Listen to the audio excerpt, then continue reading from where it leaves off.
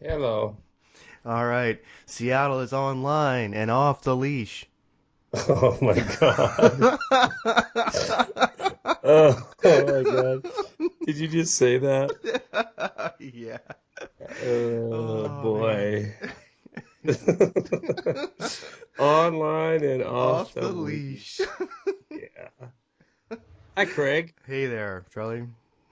Hey, welcome to GnP, I guess, 7, right? 7. Yeah. Impromptu Saturday night, late.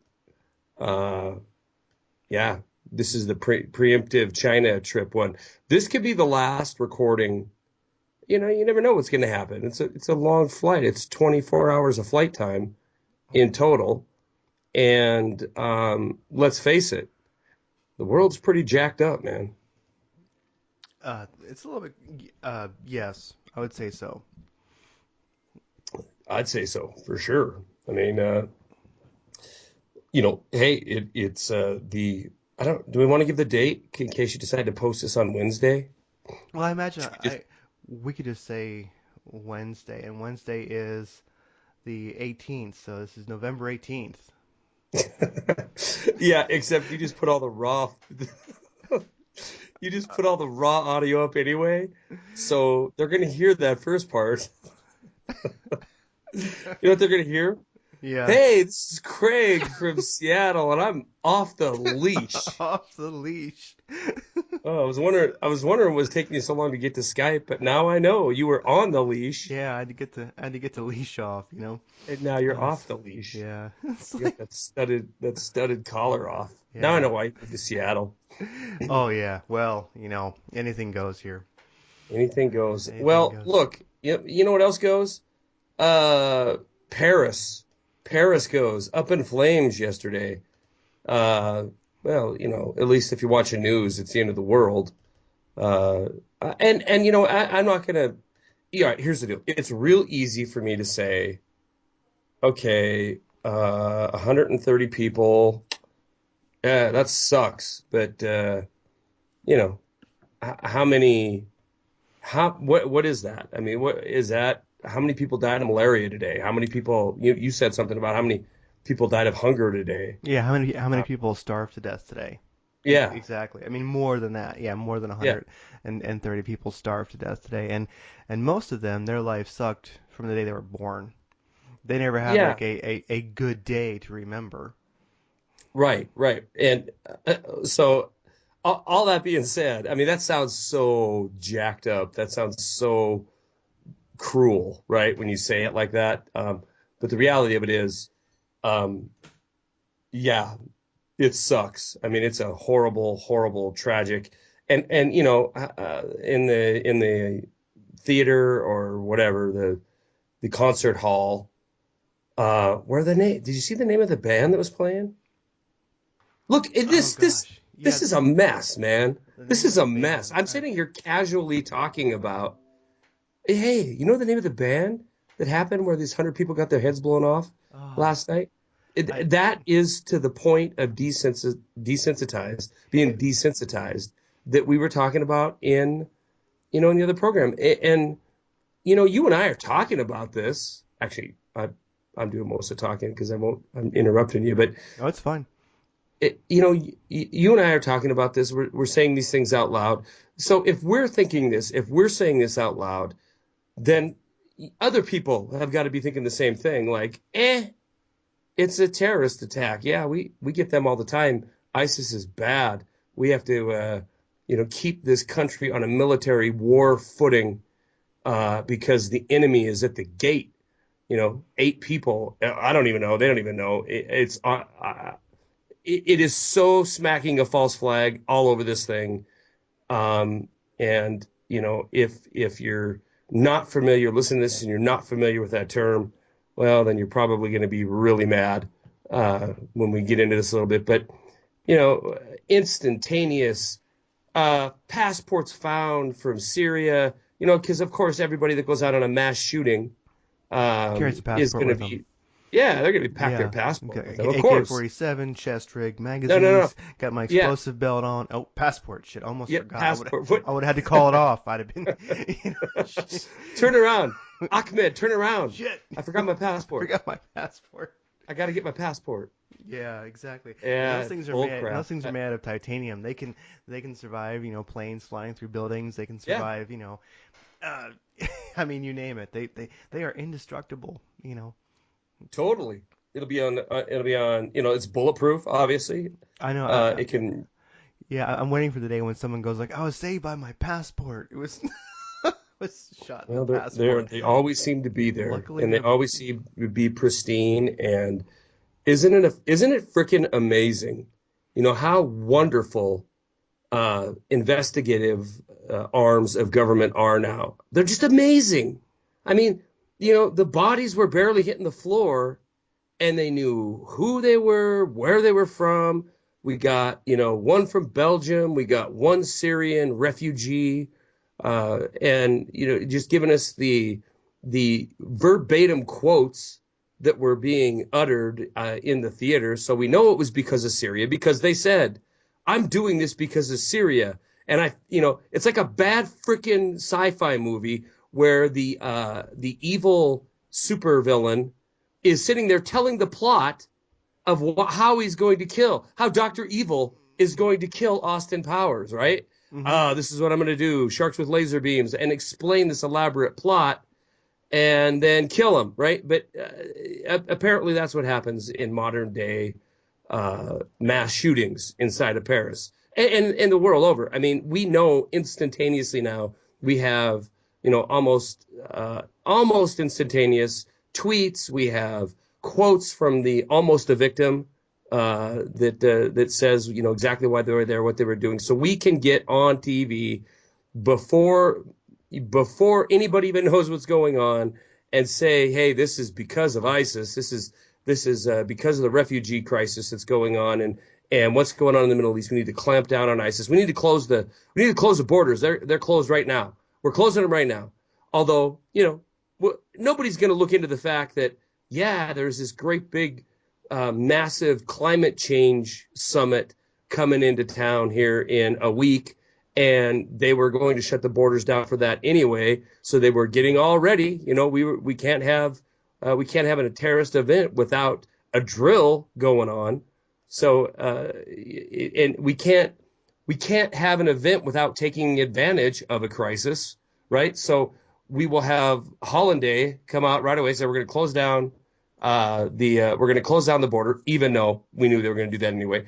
Hollanday, who was out just days ago, talking about the need for um, extra measures of security. The French government talking about extra measures of security because they were expecting massive protest and potential civil unrest due to this climate change summit that's going to be going on. Bet you that ain't happening now. I bet you nobody's in the streets complaining about world leaders dominating them through carbon tax issues. Nope, that's off the table.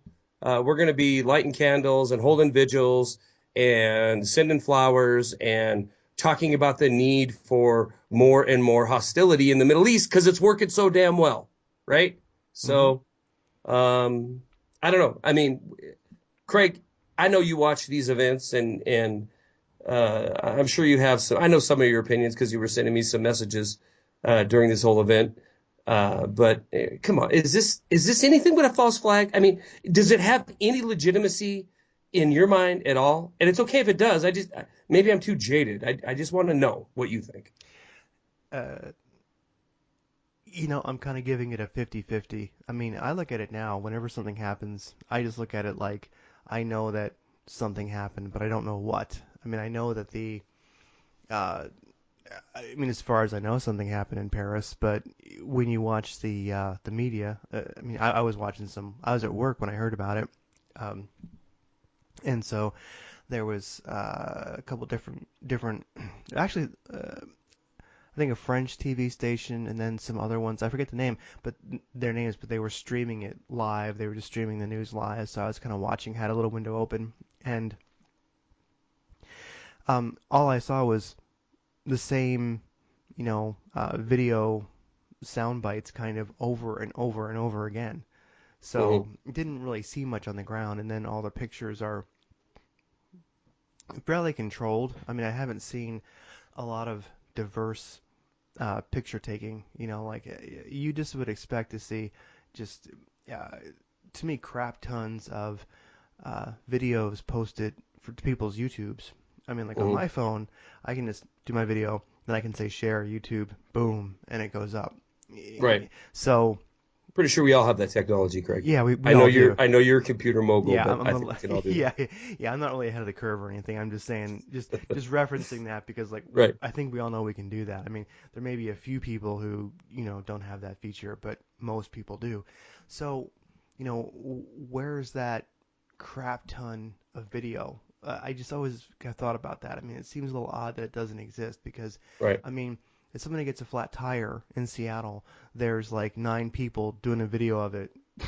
I mean, it's just like, Right. it's Right. hard for almost anything to happen and that event not be surrounded by phones taking a video of it. Yeah.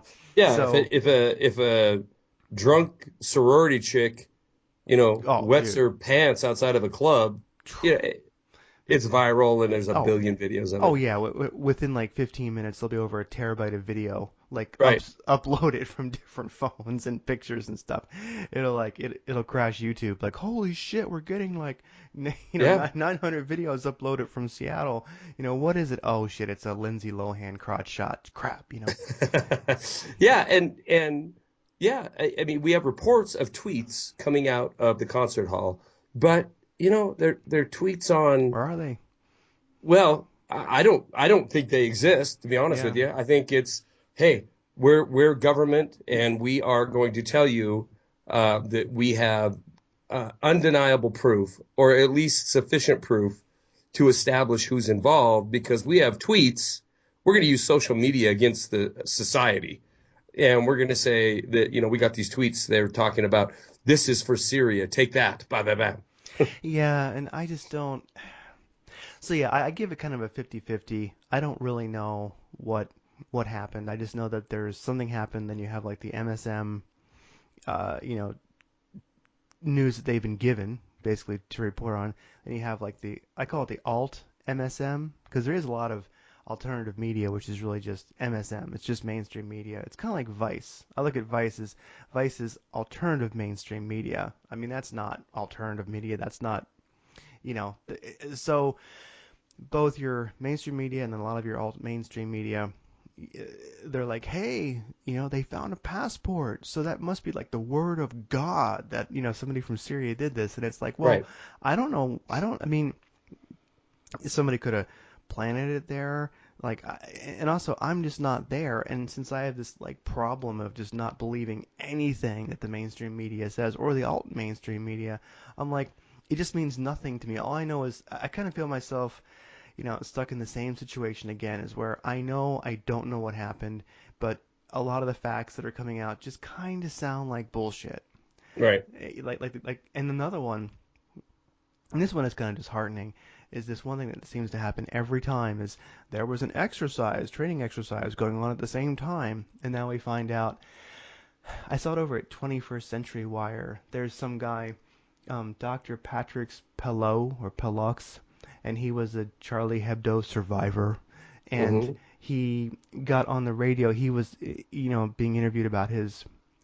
It says now, let's see, um, uh, it says, but even more interesting are comments Palot made on France Info Radio, admitting that a multi-site attack exercise drill was going on during the attacks. So basically, we're finding out now that are you kidding? Like, how can there possibly be a multi-site attack exercise going on that night? It just seems like I don't know about anybody else, but I'm telling you, Impossible. yeah, I'm just saying if I was ever in downtown Seattle, which I'm not very often, but if I was, and there was a bunch of like But SWAT wait a minute, wait a around, minute. If you're uh, down there buying leashes, you mean? if I'm down there buying leashes and some nice, studded collars and a new gig Right. outfit, that says like GnP on it, um, the, if you're actually, I'm not gonna just say in Seattle. I'm gonna like tell anybody. Like if you're anywhere in a populated area and you see a bunch of like, and you see like a multi-site attack exercise, like you see some cops like SWAT team and like military and walking around, and you ask them, hey guys, what are you doing? And they say, we're doing a drill, or it even just looks like a drill. Get the hell out of there, because Yeah, because I run, mean, run. because it seems to mean the same thing every time. So I look at the odds of that. I mean, come on, like what, Paris? They're doing a multi-site exercise that evening. I Right? mean, they're kind of lazy. I mean, as far as I've seen around the French militaries, they smoke more than anything else. So I don't know. I don't see those Well, guys out but on a it Friday night actually doing a multi-site attack exercise. Like what? we would literally have to. First of all, um, the intelligence juggernaut of France is it rivals the U.S. I mean, their security and their and gathering of personal data of the people of France is every bit as intrusive, maybe not quite as, but virtually as intrusive as the United States. And let's face it, you know, I had to say this to my son the other night because we were talking about geopolitical events, and I said the U.S. We were talking about Ukraine, and there's, by the way, that's kind of a big thing coming up here in Ukraine, but I'll get into that in a minute. But and I said, this is what's going on in eastern Ukraine, and the U.S. did this, and he's like, the U.S. and I catch myself because when I say the U.S., I mean the West, because really, yeah, it's all the same, and the push is to make it officially all the same. But in talking about France and talking about the United States, the security is about the same. The overreach of government is the same. And to your point of multiple location drills going on, it, so the people of America, the people of the West, okay, we're totally being screwed over here because apparently our governments they run drills every single day that are consistently mimicking the attacks that are happening during the time of the drill. So one would assume that there would be some better preparation or some more thwarted attacks that aren't proved to be just FBI terrorist task force stings. But you would think with all this training and all this preparedness and all these drills going on that we'd wipe out this plague of terrorist attack related butchery going on in the West. But that isn't happening, is it, Craig?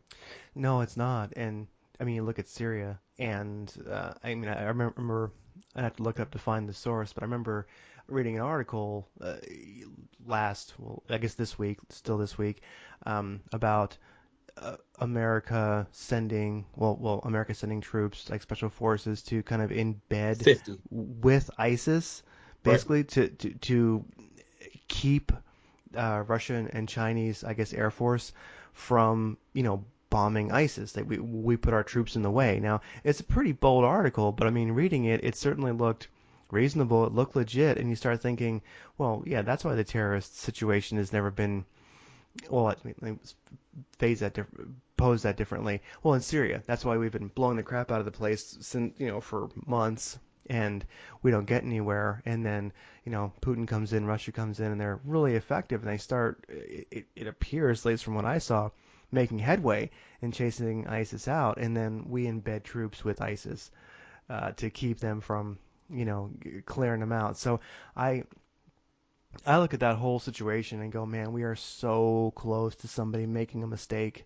It's a bad, bad situation. So, No doubt about it. No doubt about it. And um, the 50 special ops guys who are going to go do whatever, whatever their mission is stated publicly.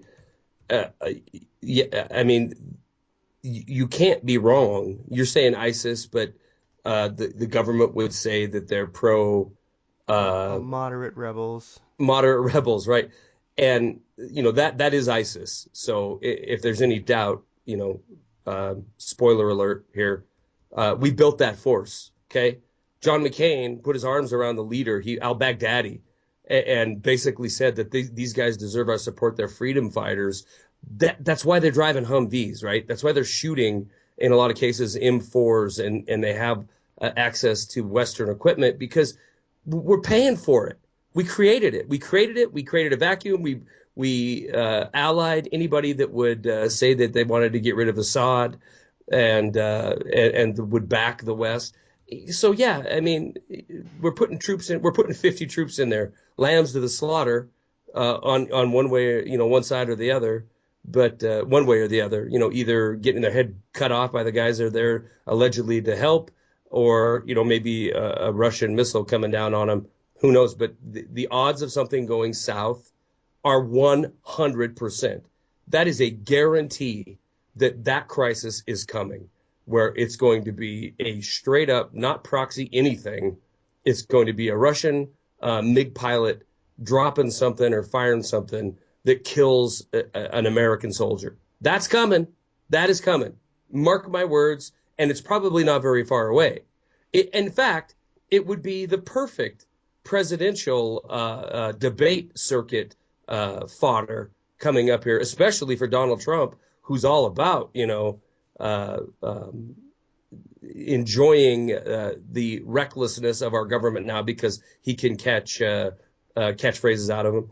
But you could absolutely see an international crisis coming where we can push the Republicans can get up and talk about, nationalism, nationalism, nationalism, war, war, war, defend, defend, defend, kick people in the butt, kick countries in the butt to go along, and an international World War III. I mean, it's crazy. You and I think, have talked about this before, Craig. That we're probably closer now. History is visible to us, right? Hindsight 2020.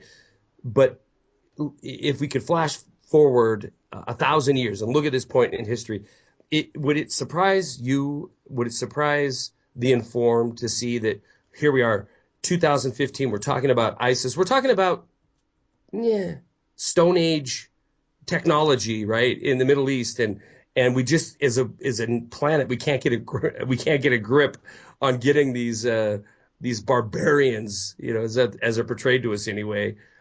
Certainly nowhere near the advanced technology that's going against them, but we can't get a handle on them. But so I think for the most part, we pretend that our government's either sell those citizens under control, and we're going to have these occasional 120 here, 2,000 there, deaths and whatnot. But I think it would be interesting if we could be in the future looking back at this time in history and realize how close we are to truly global nuclear war. And we're focused on Iraq and Syria and the Middle East and North Africa, countries that obviously do not have the capacity to wage nuclear war, yet we could be there tomorrow because of the way the posturing of the West and the East is going right now. Yeah, the name of the band that was playing were actually the Eagles of Death Metal. Yeah, I mean, I that know. name is stupid. But is it? I mean, Eagles the of Death the Eagles metal. of Death Metal. Yeah, Yeah, you know. it's all bizarre, and it's funny because false flag 5 years ago, definitely 10 years ago, would have been a term that 99% of the people of the country wouldn't even have no clue what that means. They would think you're talking about a video game or something. But uh, Oh, and I now mean, grandparents are starting to mention it to their grandkids, like, "Hey, yeah, you think that was a false flag?" And the grandkids are like, "I don't believe that you know what yeah, that know what that is." means. Yeah, and you're like, Yeah, "Holy crap!" Because as time passes, it tends to happen. It just seems like sometimes you need a little bit of time to pass, a little bit more, a little bit more, a little bit more, then things get like safer to talk about. Like, I mean, it wasn't that many years ago before to question 9/11 would be to incite violence from sure. many Americans, and now, I mean, I'm surprised at how few people still buy it. Right. I mean, actually, it's to me kind of amazing. It's almost, if you go lunch with some coworkers, or you're meeting with another company or something, and somebody brings it up and you kind of go, oh, I'm not getting on this one. I'm just going to just keep eating my kung pao chicken. I'm not touching this, man. And then someone goes, Which yeah, is well, ironic because I'm going to China. But go ahead. exactly. And somebody goes, oh, well, that's bullshit. And everyone's like, yeah, everyone nods. Mm-hmm.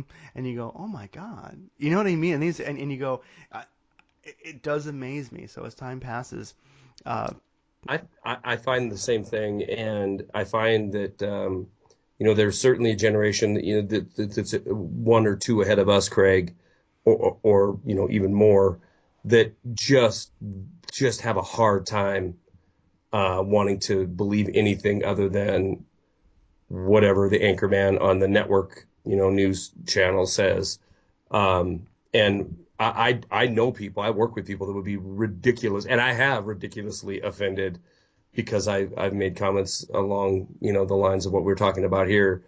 And I mean, I'm not without tact. I'm not in somebody's face saying wake up and blah blah blah.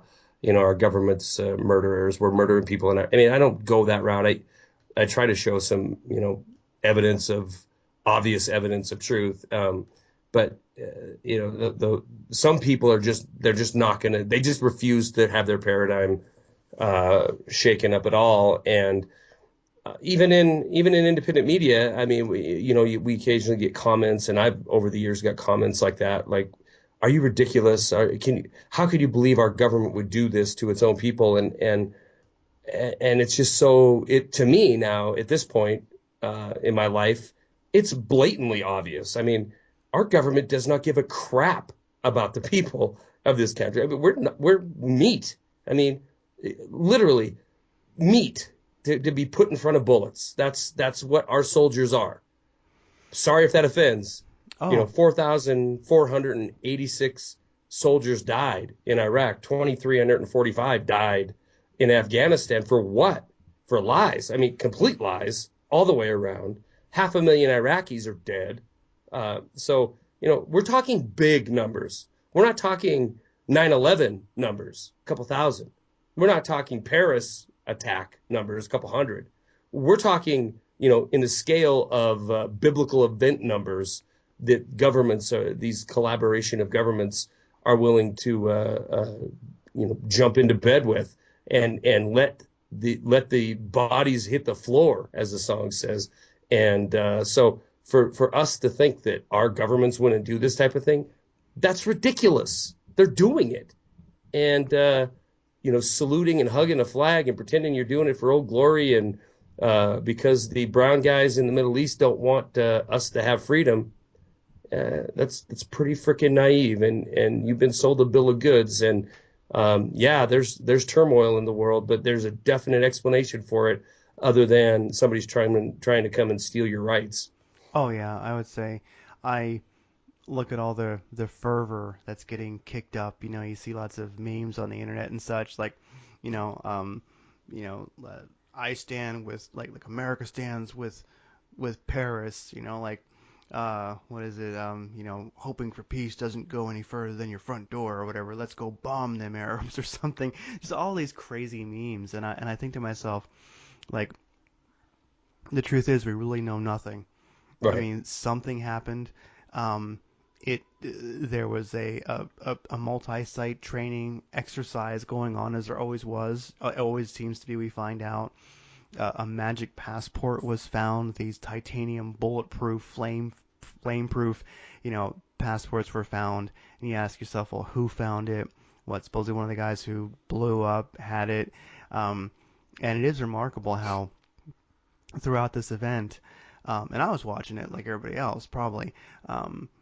Like, these facts just come out so quickly of how many people are dead, how many locations it occurred. I mean, it's amazing how quick the mainstream media was getting this information, I thought. So Yeah. it's just, I look at it, I mean, I have to say, it. I do think most likely, um, there was people there was shooting, I'd imagine, and I imagine maybe there were some people who did that, and I guess people got shot, but the thing is, I don't know. I don't know them. It isn't like somebody I know didn't come home. You know what I mean? So Right. like 100 people that I didn't see supposedly got shot in the theater, but I don't know that. You know what I mean? Yeah. It could have been empty as far as I know. So I look at it as I just So you, have you're to the point of being so jaded that, I have no idea what happened, and that's my right. thing is, but I think you know that, and I think I know that, and that's the thing, and then I watch people gearing up like yeah, you have the leader of France saying that we have to whatever he said go after the terrorists. Right. You have Americans in solidarity and Yeah, and I mean, look what happens with this. First yeah, of all, it's on so many levels, it's the perfect attack because it's within 10 months of the Charlie Hebdo attack, so it's showing an escalation in violence by the militant Islamists. We can also generate some nationalism because we've thrown a refugee in there. You have a summit coming up that is big for the bankers. I mean, this is a big deal, carbon tax and the all the agenda that comes with the global warming the bullshit. conference coming, Yeah. yeah, and the industry coming up around that. And so we've eliminated any kind of protest that's coming there. We've shaded any kind of spotlight that's going to get put on a G20 meeting that's coming up tomorrow. You have it affecting the call for more and more security, not just in France, but throughout Europe and the United States. You have it even affected the Democratic debate tonight because, and God, I'm going to get lynched if I praise Sanders at all. Yeah. But the entire format or the entire log of or the entire topic scheduling for tonight was completely changed to foreign policy or foreign matters, foreign affairs, because of the events inside of France. So Bernie Sanders, he's pissed because it was a debate that was supposed to be on domestic issues, and that's where he shines, and in my opinion, and in reality. But so he's mad that got changed. So it's perfect. And do people die? Yeah, I think a couple hundred French people got shot. They got killed. So the question is who, and then the question is, does it matter who? It doesn't, because it was either operatives that were in the midst of an exercise that went live, quote air quote, went live, and a bunch of people got killed. Again, before you freak out, if you're out there listening and you're thinking, what government's going to do this, look at the numbers, look at the millions of people that have died in the last decade war on terror, and ask yourself if governments are not capable of butchery, of complete and utter massacre of peoples. And then ask yourself the question: is 200 a big deal to them? Nope. Oh no, Um, no. I mean, yeah, I saw I saw an image that somebody put together today of like uh, uh, it was one scene of Iraq and a bunch of dead people, and there's kind of a face next to it with an indifferent look. Then one of Syria, blown up buildings and people, and then there's a face, the same face next to it that's like indifference. And you see the kind of a scene from Paris, and then like the face next to it is like crying, and it has yeah, like the French flag colors imposed over it, like they do. And I thought about that. It's amazing what people can do with an image, with a cartoon, really, in a way.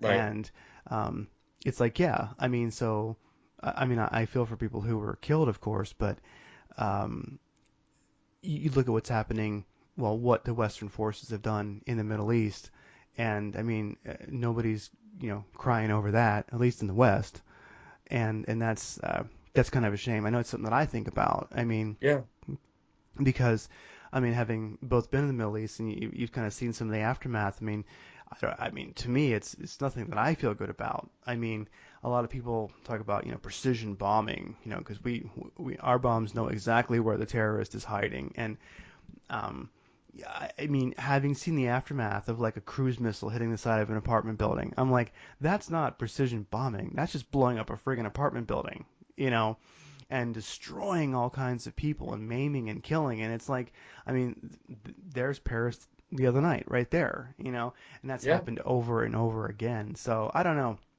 No, yeah. It's like You, this is no more damage than however many thousands of cruise missiles we've sent into apartment buildings. I mean, uh, basically.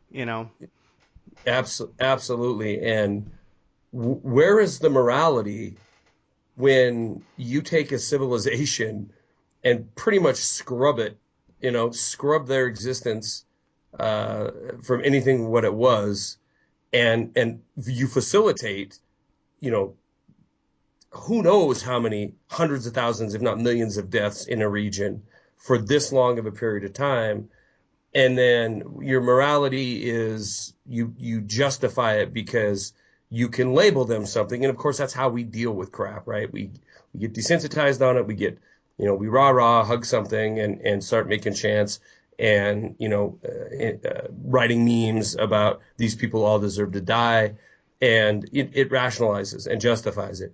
But there is no morality when it comes to the number of people we can kill for those causes, but the morality that they're supposed to have, this region of the world, and I know, I don't know.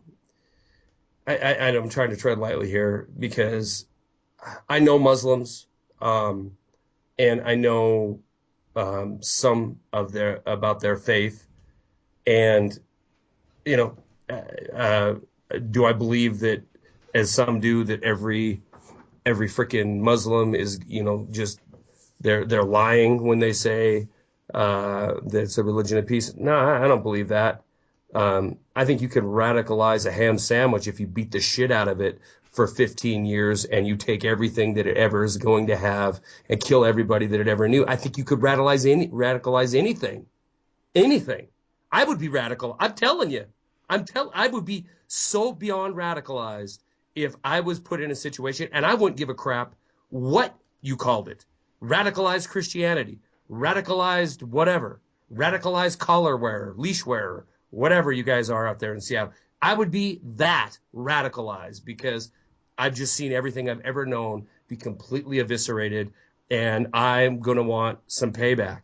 So you look at, if this attack last night wasn't a false flag, that's a big if, and it was miraculously Syrian refugees carrying passports and getting a hold of some really high tech military weaponry in a country that won't let you own a gun virtually.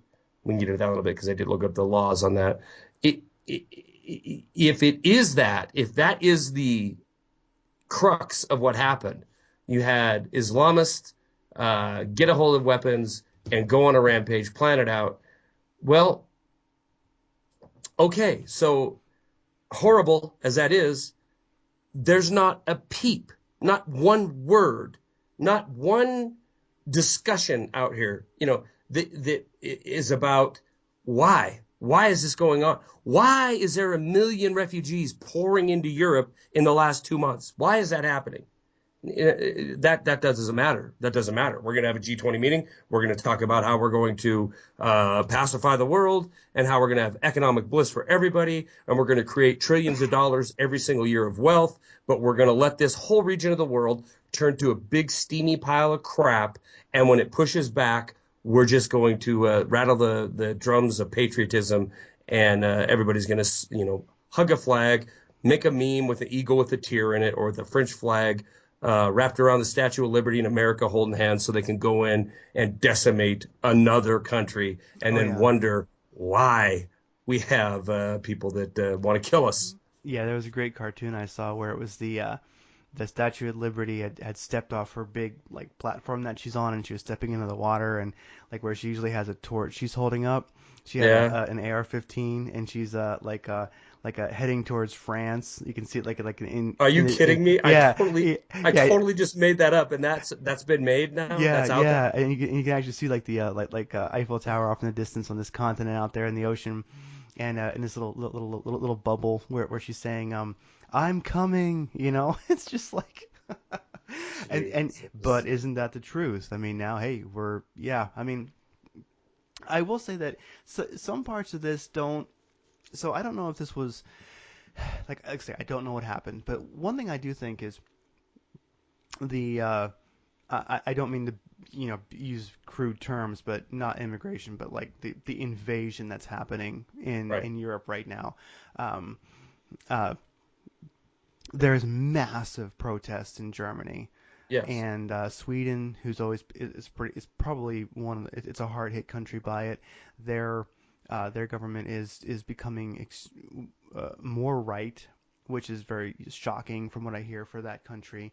Um, because they really like their sort of uh, I guess you kind of might call it like democratic socialism, sort of in Sweden. So like they kind of have a system that has worked, but they're also yeah they're all very I mean they've all been there for a while. They're it works for Swedes basically. I'll put it that way. So they're happy with their world there and it's been working and they're happy with an extremely left, politically correct government there. But now, and it's very, I think they're going through a lot of hardship, right, within the different, I don't know, ways of thinking in Sweden, where um, the government's having a hard time keeping the borders open because now you've got this, the Swedish people are protesting and getting angry Sure. and angrier and angrier, and a country that's been maybe one of the most left and successfully I say basically socialist countries for the most part, is basically the people are forcing the more left wing people out of the government there, and they're getting some hardliners who are going to basically get those people out. So when I look at the narrative. Like Germany and not every country just is opening their borders, but the EU certainly is pressuring every country to. Yes. Um, so when I look at that, I will say that if this was a, what makes me like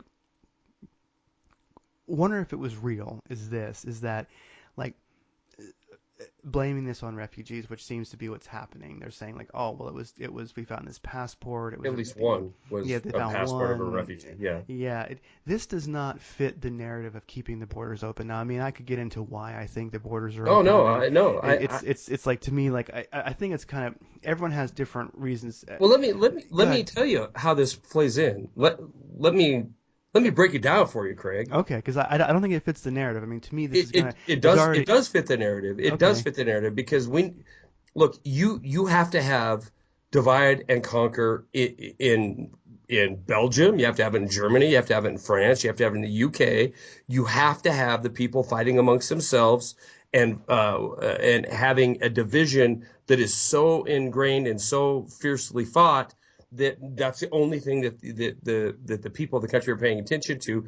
But ultimately, the goal is we're going to push this liberalism. We're going to push this crazy kind of it's social engineering, right? It's using economic terrorist activity to socially engineer the world in order to implement this global governance because that's what's coming next. There's going to be this massive nationalistic push. And in the case of Germany, France, UK, to some extent, even though they're not as solid a member as the EU as the mainland Europe, but all these European countries, all these European nations are becoming more and more and more nationalistic.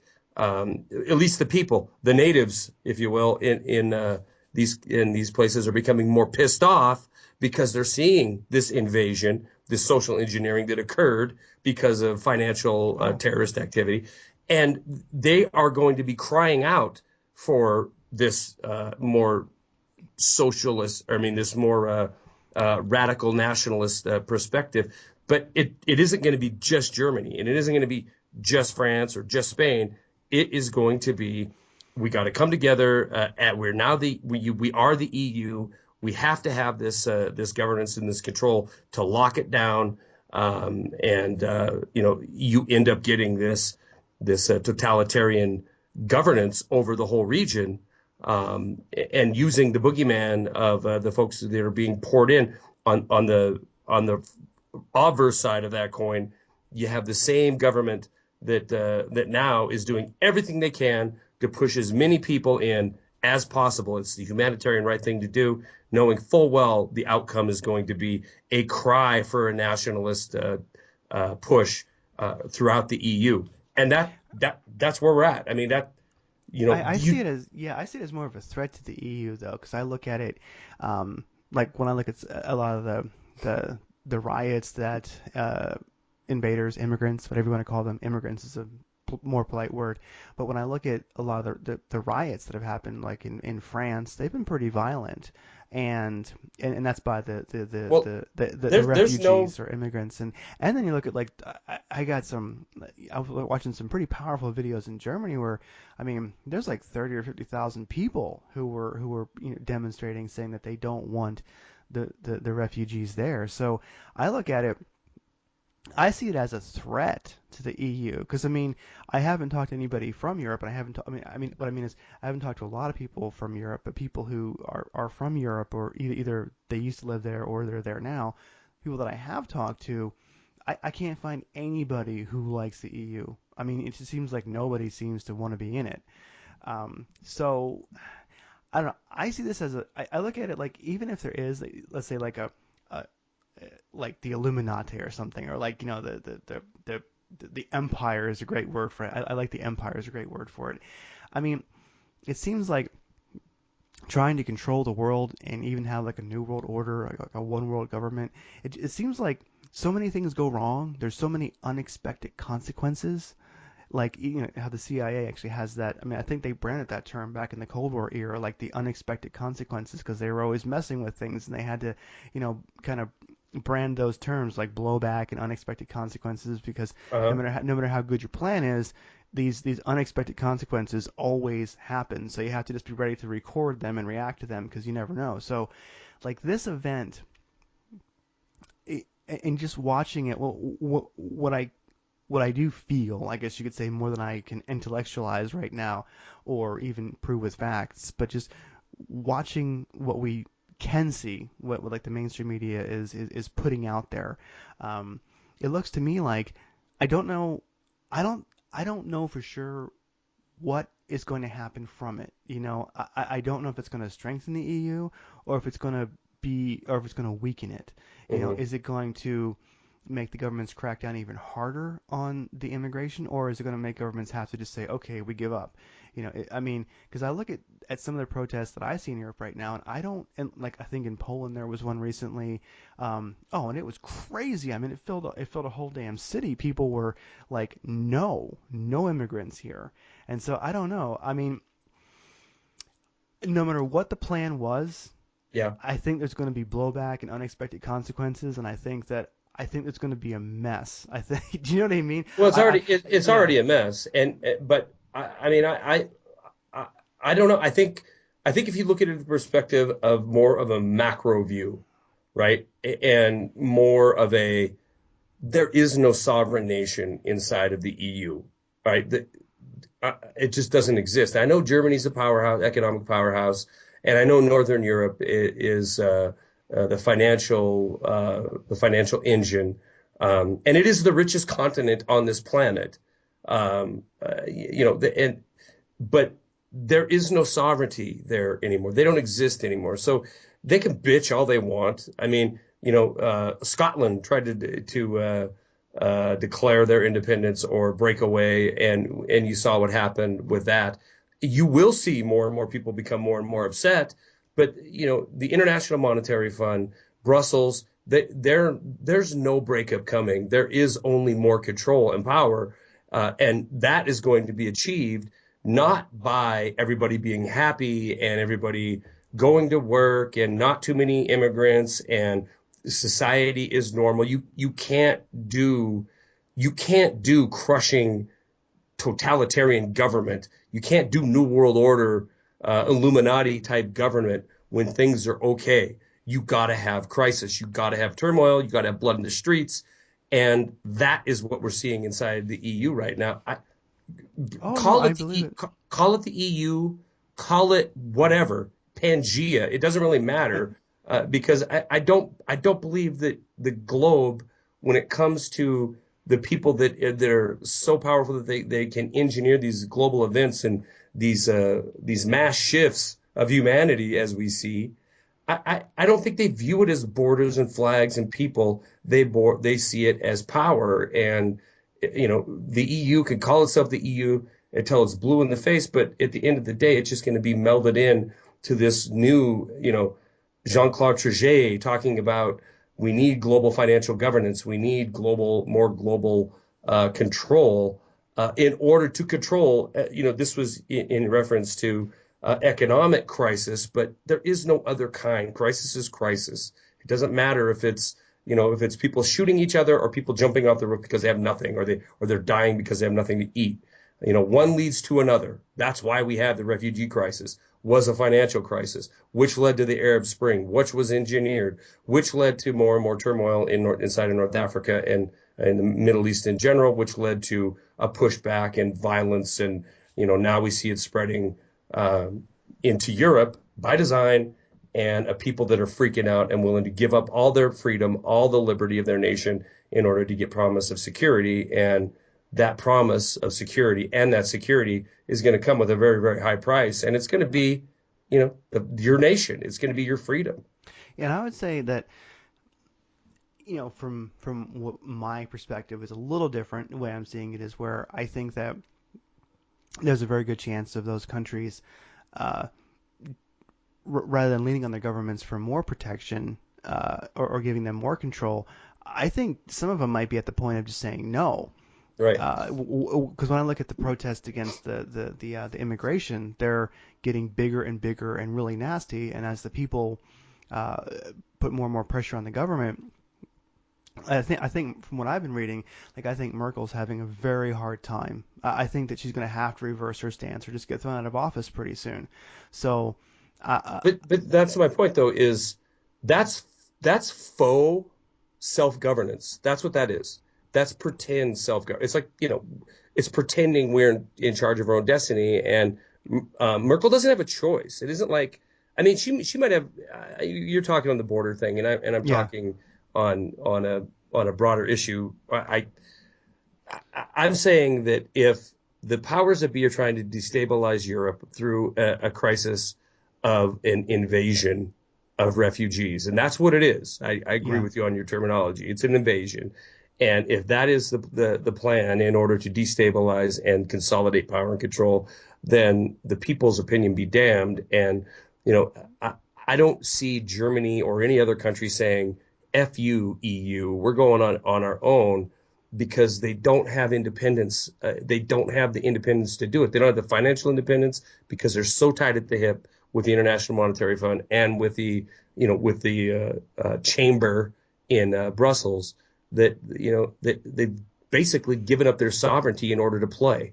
Well, isn't like a situation very similar to that Germany was suffering through after World War One that basically helped create Hitler. I think there was more borders in, but yeah, you're right. I mean, so yeah, like so there definitely was no invasion of Germany at that time. But if you look at it, it was the economic devastation that was laid on Yes, Germany after World War One, where I mean Hitler, he did come to power legally, basically. I mean he didn't.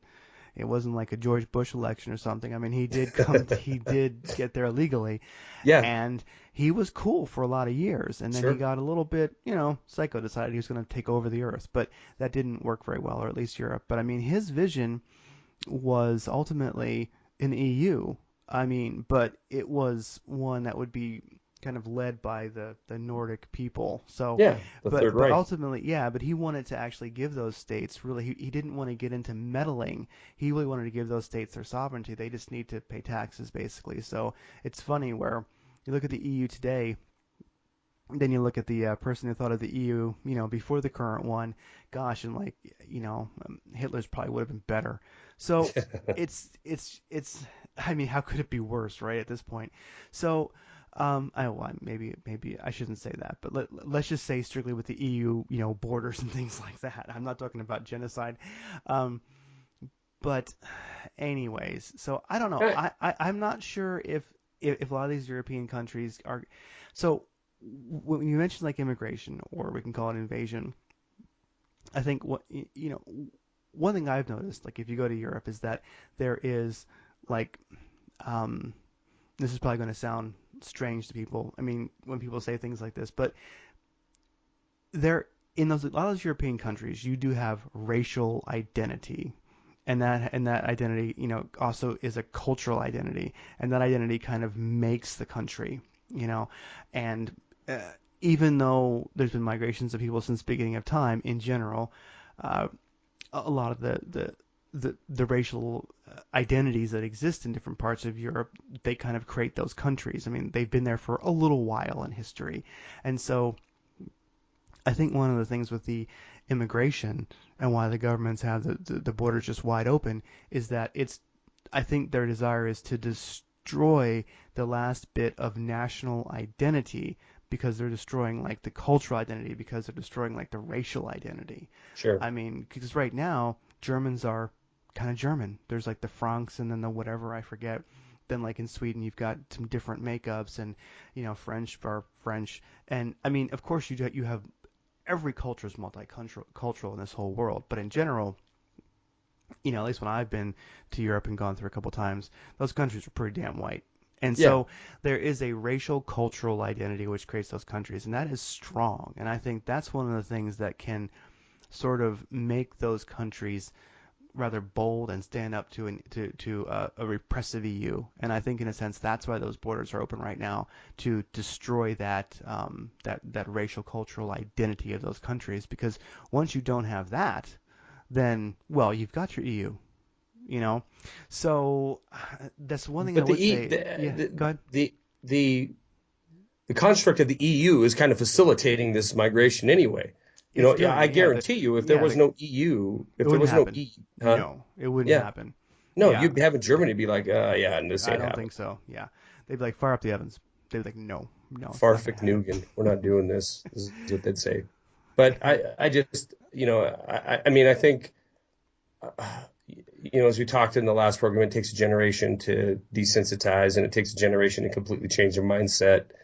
And that kind of talk, it's even you even hesitated talking about racial identity and borders, and I mean just because it's kind of been, you know, It's taboo.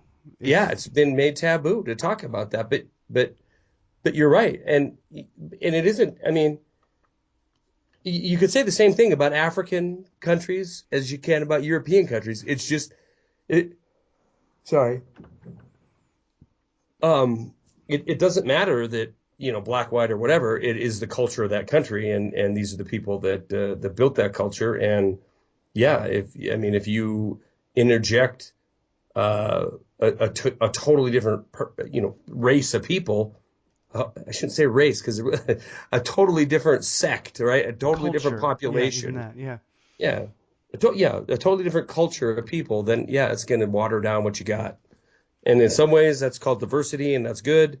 Um, Look at the United States and its foundings, but when it's just heaved upon you like what we see now because of economic devastation, and you're opening the door to hopelessness. Oh, Um, and anger. Like I look at it like I keep seeing these short documentaries that people are making about like school children in Germany and school children in Sweden and such like that who are um and they look pretty legit. I mean, of course, take it with a grain of salt. I can't verify it, but I mean, where a lot of the white kids are just getting their asses kicked. They can hardly go to school because there's just a bunch of angry um, uh, immigrants oh, basically there's there. yeah, they Yeah, and showed sections of yeah, Paris where if you're white, you don't go there. you don't I go. mean, Yeah. And so it's I look at it. See, one thing I can say about America is that we've been doing it longer. Like I would say America's better at multiculturalism so because we're of better at its not knowing the neighborhoods to go to. well, yeah, we know. Yeah, I mean, Yeah, because well, also, yeah, it's not like here, it's not weird. Like it's been that way for a long time. Like yeah, you don't. that's Yeah, normal. yeah. It's like of course, yeah. You don't go if you want to go to like the flower district in L.A. to get flowers, which is really cool on the weekend. It's like this huge farmers market. You want to go down this way, don't take the 405 and get off over there because you're carjacked. Like it's like the weather report. It's like we don't care. But like here in Seattle, like we have I mean, profound multiculturalism. And I think for the most part, it's cool. I like it uh, because, but I think part of it is America's been doing it longer. We're a little better at it. And for the most part, most people who are immigrants here, we have lots of Ethiopians in one area. We have, oh, geez, Asia. oh gosh, yeah, pretty much. You can hardly even say there's an Asian section. Yeah, definitely. Yeah.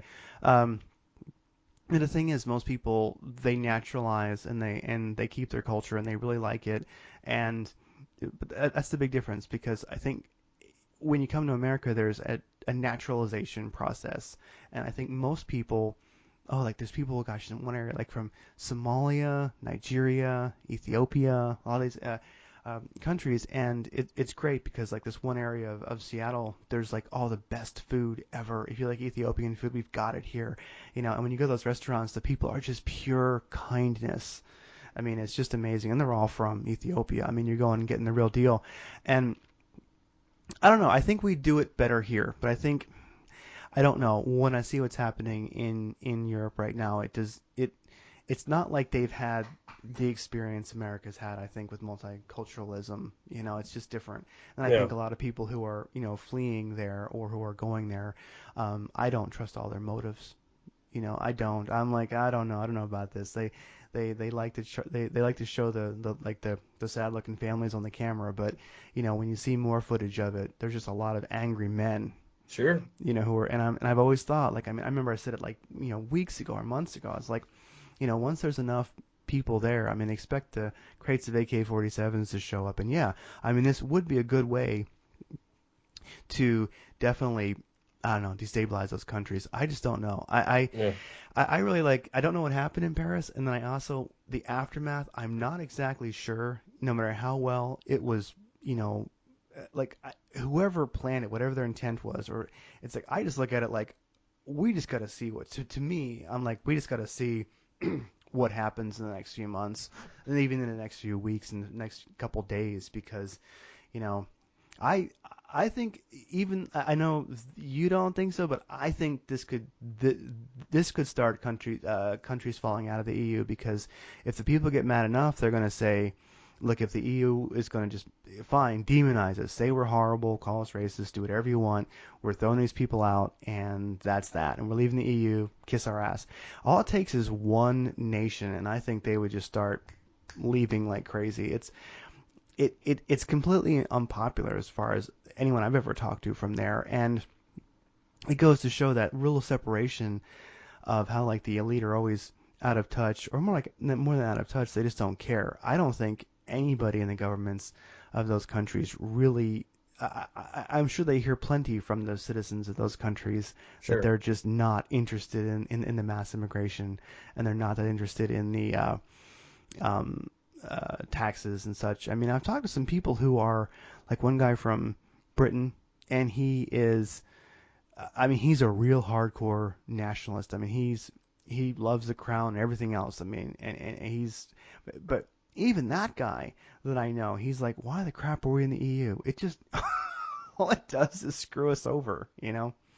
Or are they in the EU? I think you might have been questioning just the EU itself. Well, I forget. I they forget if haven't, that they don't nation's. use the current the EU, but they Gotcha. just use the So crown. yeah, yeah, he was referencing just the EU itself, and he was like, Yeah, "Why does it they're a exist?" member. I mean, they have a Yeah, seat, whatever, at the table. yeah. So I'm somewhat optimistic because I just think whenever something this intense happens, there's going to be blowback. There's going to be the expected consequences and also the unexpected consequences. And I think that the global elite, I like to call them the empire, I think they're all a little bit nervous right now because they're doing weird things. Like I think the whole uh, Toyota, not Toyota, the whole VW like emissions thing was Yeah. just total economic warfare just to give them a hard time, like I mentioned before. And I started thinking, who did VW piss off? How are they just Maybe they gonna were sit? talking a little bit. I mean, that's my point exactly. I Yeah. I don't know if that's true or not, and I didn't look enough into it to comment That's on it, fine. intelligently. But if that were true, that would be my point exactly, which is maybe Germany was bitching a little too much about all these immigrants, so they had to be taught a lesson about you'll just shut your mouth and accept them. You'll accept what we say you're going to do, um, and we'll teach you a lesson for opening your mouth, and you know, Oh yeah, and like Toyota, where they the mainstream media, the MSM, was talking about how's ISIS getting all these Toyotas, and it's like, well, if you just have been following the news, like you know where they got all those Toyotas, you know, I mean, and they're like, is Toyota are they just selling it to these guys that like walk in like strapped with explosives and AK-47s and they say they want 100 Toyota trucks and they just sell it to them and for gold bars? What? And I'm like, are you people serious? You actually would say that in front of a camera? Like, you don't feel like a dumbass? Like, we know where they got them. And so, or, or, anyhow, or even better yet, who gives a crap? How relevant is that to, I mean, I'm not saying that to you, but to an anchor person or a news person that would get up and just regurgitate stupidity, you know, yeah. um, And, yeah, and I wonder, like, was that an economic hit for Toyota? Like, did that country, oh, I that guess, company, yeah. piss somebody off? Well, here's a way. If you piss us off, we'll just hurt your country's economy, and they can do it really easy. You just look at Well, that, that like that is a perfect exactly example. that is exactly what's going on. I mean, that's what's going on in Eastern Europe. It's what's going on inside of the EU. I mean, France didn't play ball when it came to dealing with Ukraine and dealing with a hard line with Russia because they're sitting on a bunch of ships that they had built for them. So next thing you know, Charlie Hebdo, and next thing you know, the ships aren't getting sold to Russia. And the problem with conspiratorial thinking is everything turns into a conspiracy. And I do really believe that there is legitimate anger, people that are just, that there's no false flag around it. People are just legitimately wanting to kill Westerners. But I don't think that's by accident. I think that is by design. It's pretty predictable what people are going to do when you take away everything they have, and everything they're going to have, and families, and it's pretty predictable. They're gonna lash out, and in a very, very ugly way. I still think that the crisis inside of the EU is designed, and I think it's to consolidate power. No different at all than the reason that our borders are so porous to the south, is because it's a political issue. It can be argued about, and divisions can be nurtured, which is exactly what we have. Republicans saying one thing, Democrats saying another. We need more securities because we have a porous border. We need to be more compassionate. We need to not, think about building a wall, or securing up securing up what is ours. We're not even supposed to think about that, according to the Democrats, and according to the Republicans. We're supposed to be shooting them at the gate. So you have a nation divided, you have an EU divided, you have an invasion in both instances, and it's a destabilizing force for both, the United States and the EU. So the end question I would have at this point, an hour and 7 minutes in, when I got to catch a plane in 2 hours, is when you have utter destabilization, rather, when a country's destabilized, a region, a continent, who is the benefactor of that? Who wins when destabilization is the order of the day? So if you ask yourself that question and you give yourself an honest answer to that question, I think it goes a long way into to determining, who's in control and why are they doing what they're doing. I'm not going to answer the question though. No, it's reasonable. Who, Yeah. yeah. Yeah, and I think when people, ponder that, it's like, don't use conventional wisdom, kind of, yeah, be like Fox Mulder on the X-Files, The like truth's out there. yeah, the truth is out there. Maybe it's not an answer that you actually have right now. Maybe you have to, seek it. I mean, for me, um, I see a broad spectrum of who that is, and so I don't even know if I really have the answer myself. But what I can say is there's a good video I saw. I think it's STG Reports or something like that. It's Hmm. called Deep State Paris Massacre Exposed, and they didn't, I mean, say a whole lot, but they did mention the training that was going on, the drill that was going on, and um, but they did have this really interesting biblical quote from the King James version that they had on the YouTube that I thought was cool. It's Ephesians Hmm. 6:12, and it goes. It's short. It goes, and I think it just sums this up. This is really cool. Like, who's behind this? I'll tell you who's behind this. It was mentioned in Ephesians 6:12, and it goes, "For wrestle not against flesh and blood, but against principalities, against powers, against the rulers of the darkness of this world, against spiritual wickedness in high places." And you go, Yeah. wow. And you go like, damn, and that was written a little while ago. And so Yeah. it's just, that was really interesting. I'll put a link to that. It's a short video. It's only about 6 minutes. They kind of go over a lot of things that we went over just now. I mean, but basically, it's a good video, about 6 minutes, and it's really interesting that they bring that up. I mean, that's Yeah. amazing. I mean, That's that pretty. like it's kind of like if you read Emerson's Self-Reliance. I think that's what it's called. You would think he wrote that today. Right. You Well, know, I think it, yeah, I mean, I think power I mean, struggles have always occurred and people are people. yeah. Um, and I think there's evil. So there you go. Oh yeah, definitely. There definitely is. So it's, All so right. Well, before we wrap up, I want to do this, because it is guns and politics, and it's been all politics. Um, According to the University of Sydney's website, gunpolicy.org, gun control is France is categorized as restrictive, which is kind of like Canada. Keep in mind that, unlike the US, France does not have the right to bear arms. The right to privately own a gun is not protected by law. In order to purchase a firearm, one must first obtain a hunting or shooting sport license that requires a psychological evaluation and a regular renewal. Semi-automatic rifles that can hold more than 3 rounds, as well as rifles and handguns with military-grade calibers, require permits. Fully automatic weapons are completely illegal for civilians.